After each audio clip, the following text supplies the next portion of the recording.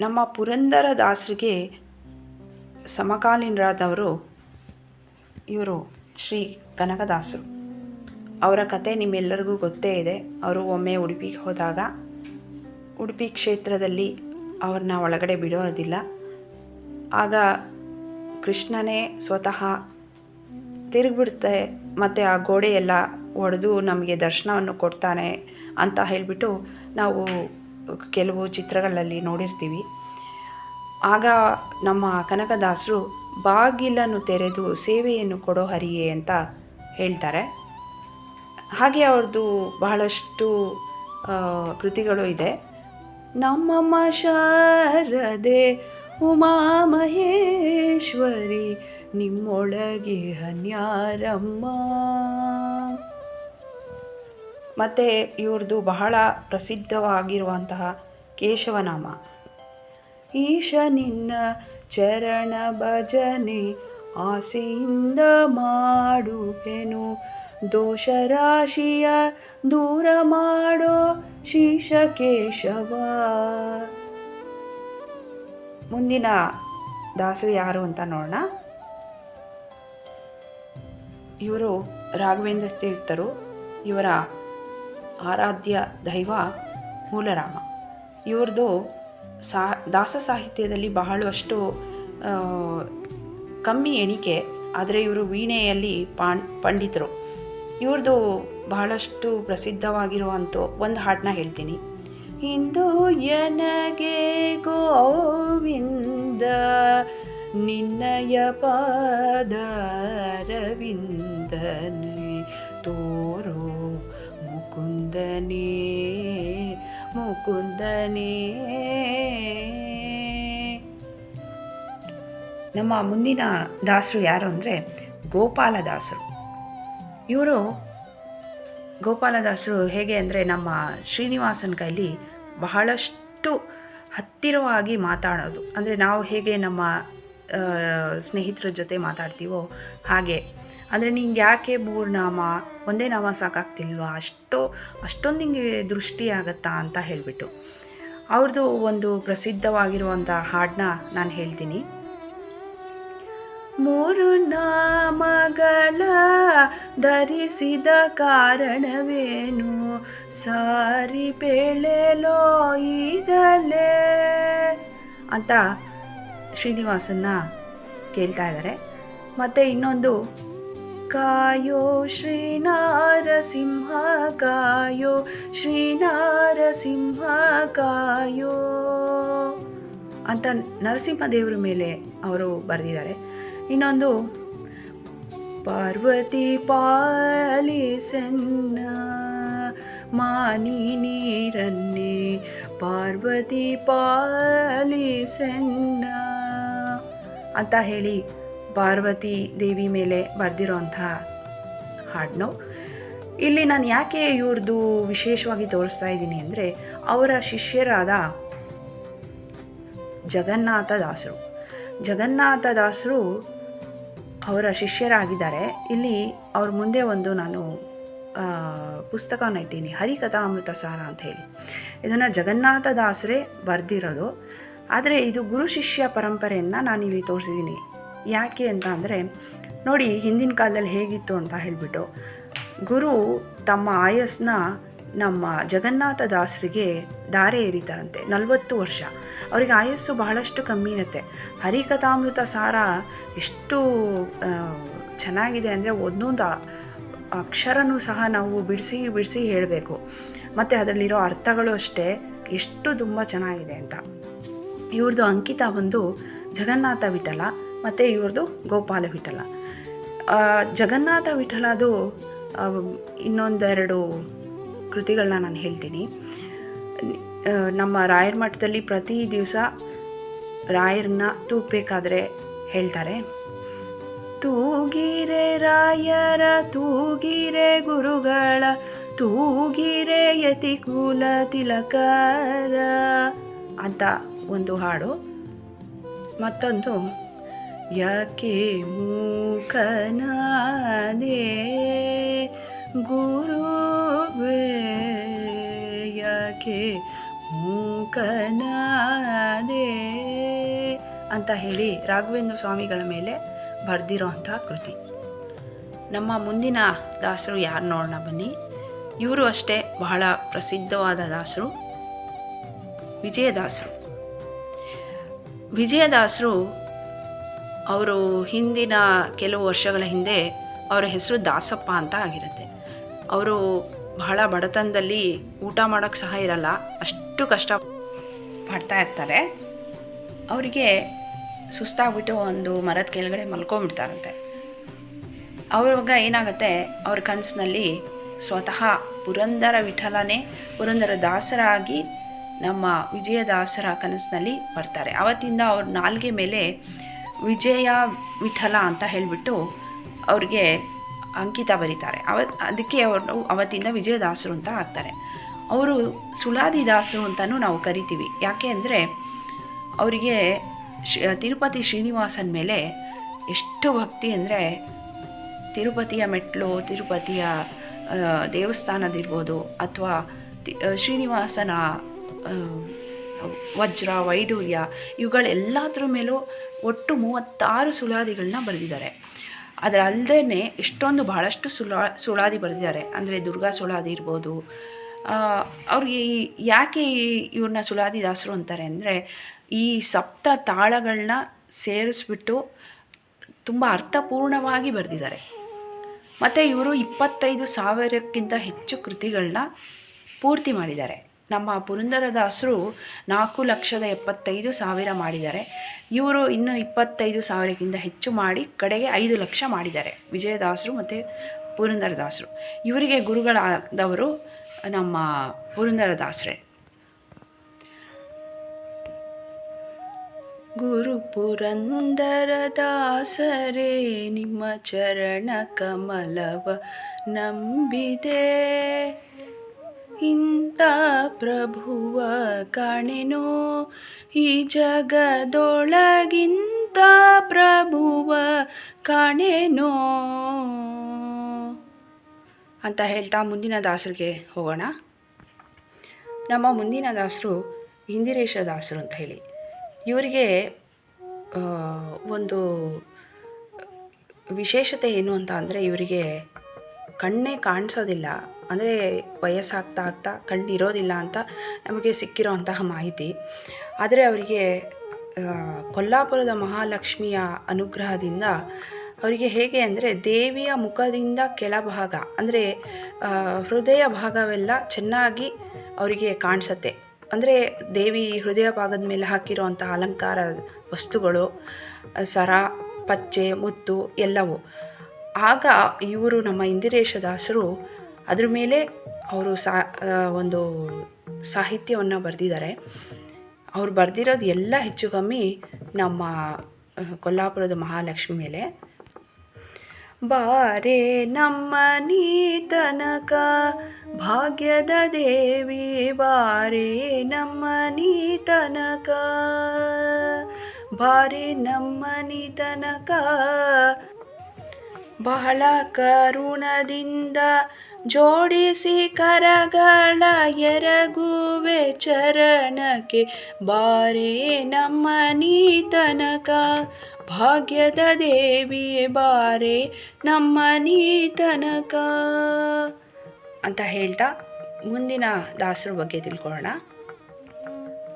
ನಮ್ಮ ಮುಂದಿನ ದಾಸರು ಕಮಲೇಶ ದಾಸರು. ಕಮಲೇಶ ದಾಸರು ನಮ್ಮ ರಾಘವೇಂದ್ರ ಸ್ವಾಮಿಗಳ ಬಗ್ಗೆ ಬಹಳಷ್ಟು ಕೃತಿಗಳನ್ನ ಅವರು ಮಾಡಿದ್ದಾರೆ. ಮಂತ್ರಾಲಯಕ್ಕೆ ಹೋಗಿ ಬರೆದಿರೋ ಸಾಹಿತ್ಯಗಳು ಬಹಳಷ್ಟಿದೆ ಅಂತ ನಾವು ಕೇಳ್ಪಟ್ಟಿದ್ದೀವಿ. ಅದರಲ್ಲಿ 2 ಬಹಳಷ್ಟು ಪ್ರಸಿದ್ಧವಾಗಿರೋದು ಯಾವುದು ಅಂದರೆ, ತುಂಗಾತೀರವಿರಾಜಂ ಭಜಮನ ರಾಘವೇಂದ್ರ ಗುರು ರಾಜಂ ಭಜಮನ ತುಂಗಾತೀರವಿರಾಜಂ. ಮತ್ತು ಇನ್ನೊಂದು, ಮಂತ್ರಾಲಯದೊಳು ರಾಜಿಪನಾರೆ ಸಂತರ ಒಡೆಯನ ನೋಡುವ ಬಾರೆ. ಇವರ ಅಂಕಿತ ಕಮಲೇಶ ವಿಠಲ. ನಾವು ಇಷ್ಟೋ ತನಕ ಬರೀ ದಾಸರನ್ನ ನೋಡಿದ್ವಿ. ಆಗಿನ ಕಾಲದಲ್ಲಿ ಹೆಣ್ಣು ಗಂಡು ಎಂಬ ತಾರತಮ್ಯ ಇತ್ತು. ಅದನ್ನೆಲ್ಲ ಮೀರಿ ಮುಂದೆ ಬಂದವರು ನಮ್ಮ ಹೆಳವನಕಟ್ಟೆ ಗಿರಿಯಮ್ಮ. ಈ ನಮ್ಮ ದಾಸ ಸಾಹಿತ್ಯದಲ್ಲಿ ಹೆಣ್ಣು ಮಕ್ಕಳು ಮುಂದಿದ್ದಾರೆ ಅನ್ನೋದನ್ನು ನಾನು ತೋರ್ಸೋಕ್ಕೆ ಇದನ್ನು ನಾನು ನಿಮಗೆ ಇಲ್ಲಿ ಈ ದೃಶ್ಯದಲ್ಲಿ ತೋರಿಸ್ತಾ ಇದ್ದೀನಿ. ಹೆಳವನಕಟ್ಟೆ ಗಿರಿಯಮ್ಮ ಹೇಗೆ ಅಂದರೆ ಅವರು ರಂಗನಾಥ ಸ್ವಾಮಿ ದೇವಸ್ಥಾನದಲ್ಲಿ ಸಾಹಿತ್ಯವನ್ನು ಬರೀತಾ ಇದ್ರು ಅಂತ ನಮಗೆ ಸಿಕ್ಕಿರೋಂಥ ಮಾಹಿತಿ. ಹೇಗೆ ಅಂತ ಅಂದರೆ ಅವರು ಅಲ್ಲೇ ಯಾವಾಗಲೂ ಇರ್ತಾಯಿದ್ರು ಮತ್ತು ಆ ದೇವಸ್ಥಾನದ ಸ್ವಚ್ಛತೆಯನ್ನು ಕಾಪಾಡ್ತಾಯಿದ್ರು. ರಂಗೋಲಿಯನ್ನು ಬಿಡಿಸ್ತಾ ನೋಡಿ ಎಷ್ಟು ಚೆನ್ನಾಗಿ ರಂಗೋಲಿಯನ್ನು ಇವರು ಇಲ್ಲಿ ಬಿಡಿಸಿದ್ದಾರೆ. ಇವತ್ತಿನ ಕಾಲದಲ್ಲಿ ರಂಗೋಲಿ ಅನ್ನೋದು ಎಷ್ಟೋ ಜನಕ್ಕೆ ಗೊತ್ತೇ ಇಲ್ಲ. ಅದನ್ನು ಇವಾಗ ಬಿಡಿಸೋದು ಮರ್ತೋಗ್ತಾ ಇದ್ದಾರೆ. ನಮ್ಮ ಹರಿದಾಸಿಣಿಯರು ತೋರಿಸ್ತಾ ಇದ್ದಾರೆ ರಂಗೋಲಿ ಬಿಡೋದು ಸಹ ಭಗವಂತನ ಸೇವೆ ಅಂತ. ಅವರು ಈ ರಂಗೋಲಿಯನ್ನು ಬಿಡಿಸ್ತಾ ಸಾಹಿತ್ಯವನ್ನು ರಚನೆ ಮಾಡಿದವರು. ಇವರು ದಾಸ ಸಾಹಿತ್ಯಕ್ಕೆ ಅಲ್ಲದೆ ಜನಪದ ಗೀತೆಗಳನ್ನು ರಚನೆ ಮಾಡಿದ್ದಾರೆ ಅನ್ನೋ ಒಂದು ಮಾಹಿತಿ. ಅವ್ರದ್ದು ಒಂದು ಹಾಡನ್ನ ನಿಮ್ಮ ಮುಂದೆ ಪ್ರಸ್ತುತಪಡಿಸ್ತೀನಿ. ಪಾಹಿ ಪರಮಾನಂದ ಪಾಹಿ ಮುನಿ ಜನವಂದ್ಯ ಪಾಹಿ ಕಳ ಜನ ಬಂದ ಪಾಹಿ ಗೋವಿಂದ ಪಾಹಿ ಗೋವಿಂದ ಪಾಹಿ ಗೋವಿಂದ. ನಮ್ಮ ಮುಂದಿನ ಹರಿದಾಸಿನಿ ಹರಪ್ಪನಹಳ್ಳಿ ಭೀಮವ್ವ. ಅವರು ಚಿಕ್ಕ ವಯಸ್ಸಿನಲ್ಲೇ ಅವರ ಸೌಭಾಗ್ಯವನ್ನು ಕಳೆದುಕೊಂಡರು ಅನ್ನೋ ಒಂದು ನಮಗೆ ಸಿಕ್ಕಿರೋಂಥ ಮಾಹಿತಿ. ಅವರಿಗೆ ಮಂಗಳ ದ್ರವ್ಯಗಳು ಮತ್ತು ಈ ಮಲ್ಲಿಗೆ ಹೂವು, ಸಂಪಿಗೆ ಇವುಗಳ ಬಗ್ಗೆ ಬಹಳಷ್ಟು ಅಭಿಮಾನ ಇತ್ತಂತೆ. ಆದರೆ ಅವರು ಆ ಒಂದು ಕಾಲದಲ್ಲಿ ಅದನ್ನೆಲ್ಲ ಆ ಥರ ಆದಮೇಲೆ ಅದನ್ನು ಅವರು ಹಾಕ್ಕೊಳ್ಳೋಕ್ಕಾಗ್ತಾ ಇರಲಿಲ್ಲ. ಆದರೆ ಅವರು ಬಹಳಷ್ಟು ಸಾಹಿತ್ಯಗಳನ್ನ ನಮ್ಮ ತ್ರಿದೇವಿಗಳನ್ನ ಅವರು ಸಾಹಿತ್ಯದಲ್ಲಿ ಹೆಣ್ಣು ಮಕ್ಕಳಿಗೆ ಸೌಭಾಗ್ಯವನ್ನು ನೀಡು ಅಂತ ಹೇಳ್ತಾ ಅವರು ಈ ದಾಸ ಸಾಹಿತ್ಯಕ್ಕೆ ಕೊಡುಗೆಯನ್ನು ಕೊಟ್ಟಿದ್ದಾರೆ. ಒಂದು ಹಾಡನ್ನ ನಿಮ್ಮ ಮುಂದೆ ನಾನು ಪ್ರಸ್ತುತಪಡಿಸ್ತಾ ಇದ್ದೀನಿ. ಅಂಬಾನಿ ಹೂವ ಪಾಲಿಸೆ ವರ ನೀಡೆ ಶ್ರೀ ಜಗದಂಬಾನಿ ಹೂವ ಪಾಲಿಸೆ ಅಂತ ಹೇಳ್ತಾ ನಮ್ಮ ದಾಸ ಸಾಹಿತ್ಯದಲ್ಲಿ ದಾಸರು ದಾಸಿಣಿಯರು ಎಲ್ಲರ ಬಗ್ಗೆ ಹೇಳ್ತಾ ಹೋದರೆ ಇವತ್ತು ಸಾಕಾಗಲ್ಲ. ಇದ್ರ ಮಧ್ಯೆ ಪ್ರಸನ್ನ ವೆಂಕಟದಾಸರು, ಮಹಿಪತಿ ದಾಸರು, ಬಹಳಷ್ಟು ದಾಸರು ಬರ್ತಾರೆ. ನಾನು ಮುಖ್ಯವಾದವ್ರನ್ನ ಮಾತ್ರ ತಗೊಂಡಿದ್ದೀನಿ. ಈಗ ದಾಸ ಸಾಹಿತ್ಯ ಹೇಗೆ ಒಬ್ಬರಿಂದ ಒಬ್ಬರಿಗೆ ಹರಡ್ತಾ ಇತ್ತು, ಹೇಗೆ ಒಬ್ಬರಿಂದ ಒಬ್ರಿಗೆ ತಿಳಿತಾ ಇತ್ತು ಅನ್ನೋದನ್ನು ನೋಡೋಣ. ಮುಂದಿಗೆ ಬನ್ನಿ. ನಮ್ಮ ದಾಸ ಪರಂಪರೆಯಲ್ಲಿ ಹೇಗಿತ್ತು ಅಂತ ಅಂದರೆ ಜನರಿಂದ ಜನರು ಅಂದರೆ ಒಬ್ಬರಿಂದ ಒಬ್ಬರು ಹೇಳ್ಕೊಡೋದು, ಅಮ್ಮ ಮಗಳಿಗೆ ಹೇಳ್ಕೊಡೋದು ಅಥವಾ ಅತ್ತೆ ಸೊಸೆಗೆ ಹೇಳ್ಕೊಡೋದು ದಾಸ ಸಾಹಿತ್ಯ. ಹೀಗೆ ಒಬ್ಬರಿಂದ ಒಬ್ಬರಿಗೆ ಗೊತ್ತಾಗ್ತಾ ಇತ್ತು. ಅದು ಒಂದು ಪರಂಪರೆ. ಆದರೆ ಇನ್ನೊಂದು ಪರಂಪರೆ ನಮ್ಮ ದಾಸರು ಉಂಚ ವೃತ್ತಿ ಅಥವಾ ಮಧುಕರ ವೃತ್ತಿ ಅಂತ ಹೇಳಿಬಿಟ್ಟು ಪ್ರತಿಯೊಬ್ಬರು ಮನೆ ಮನೆಗೂ ಹೋಗಿ ಅವರು ಹಾಡನ್ನ ಹೇಳ್ತಾಯಿದ್ರು. ನೋಡಿ, ಇಲ್ಲಿ ನಾನೊಂದು ಹಳ್ಳಿಯ ವಾತಾವರಣವನ್ನು ನಿಮಗೆ ದೃಶ್ಯದಲ್ಲಿ ತೋರಿಸ್ತಾ ಇದ್ದೀನಿ. ಇಲ್ಲೆಲ್ಲ ಅಳಿಲು, ಕೋಳಿ, ಮತ್ತು ಇಲ್ಲೂ ಒಂದು ಅಳಿಲು, ತುಳಸಿ ಕಟ್ಟೆ, ಮತ್ತು ಇಲ್ಲೊಂದು ಹಸು, ಇಲ್ಲೊಂದು ಬೆಕ್ಕು, ಪಕ್ಷಿಗಳು ಎಲ್ಲ ಇದೆ. ಇಲ್ಲಿ ದಾಸರು ಬರ್ತಾ ಇದ್ದಾರೆ. ಅವರು ತಾಳವನ್ನು ಹಾಕ್ಕೊಂಡು ಅವ್ರ ಹಿಂದೆ ಒಬ್ಬರು ತಾಳ ವಾದ್ಯಗಳ ಜೊತೆಗೆ ಇಲ್ಲಿ ನೀವು ನೋಡಬಹುದು. ಮತ್ತು ನೋಡಿ, ಇಲ್ಲಿ ದಾಸರು ಬರ್ತಾ ಇದ್ದಾರೆ ಅಂತ ಈಕೆ ತನ್ನ ಕೈಯಲ್ಲಿ ಅಕ್ಕಿಯನ್ನು ಹಿಡಿದು ನಿಂತಿದ್ದಾರೆ. ಇದನ್ನು ನೀವು ನೋಡ್ಬೋದು. ಇಲ್ಲೊಂದು ಅಳಿಲು ನೋಡ್ತಾ ಇದೆ. ರಾಮ ರಾಮ ರಾಮ ಅಂತ ಅಂದ್ಕೊಂಡು ಬರ್ತಾ ಇದ್ದಾರಲ್ಲ, ಯಾರಿದು ಅಂತ ಅಂದ್ಬಿಟ್ಟು. ಇವರು ನಮ್ಮ ದಾಸರಿಗೆ ಗೋಪಾಳ ಬುಟ್ಟಿಗೆ ಧಾನ್ಯವನ್ನು ಹಾಕುವ ಸಂಪ್ರದಾಯ ಇರುತ್ತೆ ಆವಾಗ, ಆಗಿನ ಕಾಲದಲ್ಲಿ. ಹಾಗಾಗಿ ಈ ದೃಶ್ಯದಲ್ಲಿ ನೀವು ನೋಡ್ಬೋದು. ಮಧುಕರ ವೃತ್ತಿ ಎನ್ನದು ಬಲು ಚೆನ್ನದು ಮಧುಕರ ವೃತ್ತಿ ಎನ್ನದು ಪದುಮನಾಭನ ಪಾದ ಪದುಮನಾಭನ ಪಾದ ಪದುಮ ಮಧುಪವೆಂಬ ಮಧುಕರ ವೃತ್ತಿ ಎನ್ನದು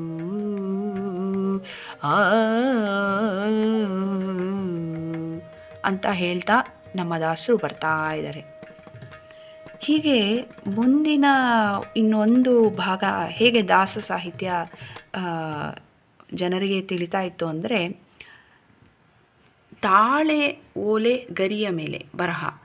ಅಂದರೆ ಅವರು ಆಗಿನ ಕಾಲದಲ್ಲಿ ಪುಸ್ತಕ ಇರ್ತಾ ಇರಲಿಲ್ಲ, ಇಲ್ಲೊಬ್ಬರು ಓಲೆ ಗರಿ ಮೇಲೆ ಬರಿತಾ ಇದ್ದ ದೃಶ್ಯವನ್ನು ನೀವು ನೋಡ್ಬೋದು.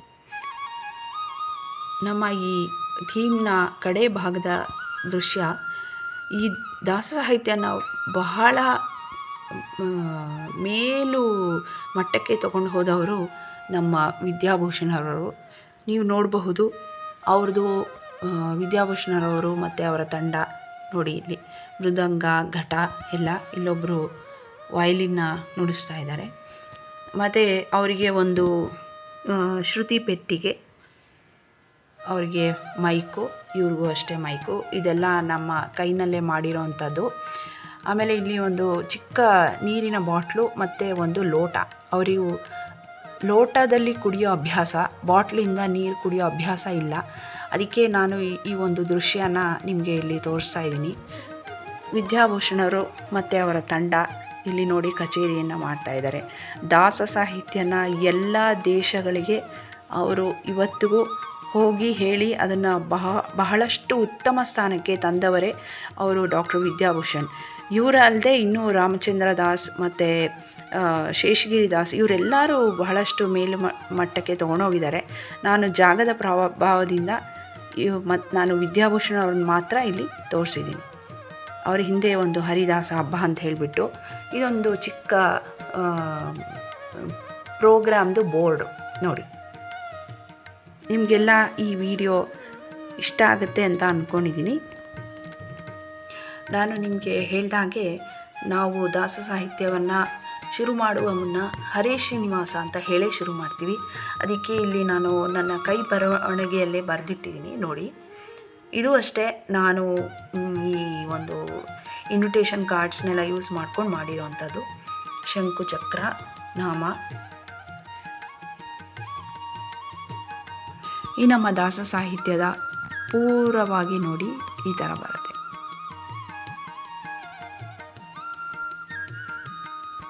ಅಂತ ಹೇಳ್ತಾ ನಿಮಗೆಲ್ಲ ಈ ಒಂದು ದಾಸ ಸಾಹಿತ್ಯ ವೈಭವ ಇಷ್ಟ ಆದಲ್ಲಿ ಲೈಕು, ಶೇರ್ ಮತ್ತು ಸಬ್ಸ್ಕ್ರೈಬ್ ಮಾಡಿ. ಹೊಸ ಸಬ್ಸ್ಕ್ರೈಬರ್ಸ್ ಆದರೆ ನಿಮ್ಮ ಸ್ನೇಹಿತರು, ಬಂಧು ಬಳಗ ಎಲ್ರಿಗೂ ಇದನ್ನು ಶೇರ್ ಮಾಡ್ತೀರಾ ಅಂತ ಅಂದ್ಕೊಂಡಿದ್ದೀನಿ. ಮುಂದಿನ ವಿಡಿಯೋಲಿ ನಮ್ಮ ನೆಕ್ಸ್ಟ್ ಥೀಮ್ ಏನು ಅಂತ ನೋಡೋಣ. ಬನ್ನಿ. ಕೃಷ್ಣ ಅರ್ಪಣಮಸ್ತು.